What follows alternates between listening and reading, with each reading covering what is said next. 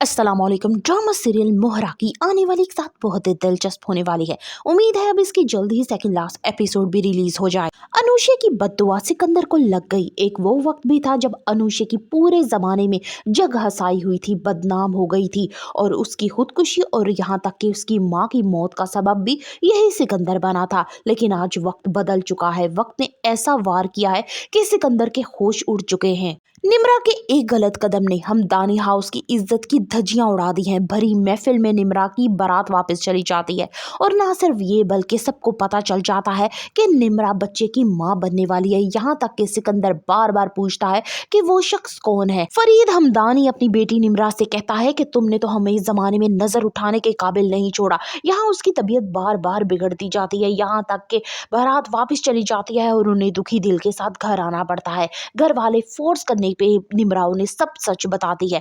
यहाँ पे सिकंदर मारे गुस्से के दाइम के घर तक पहुंचता है, जहां उसे पता चलता है कि दाइम यहाँ से जा चुका है। सिकंदर चौकीदार पे इतनी सख्ती करता है कि वो डर के मारे उसके दोस्त का एड्रेस दे देता है और ये वही दोस्त का एड्रेस होता है जहाँ कभी एक दफा सिकंदर अनुषे को लाया होता है।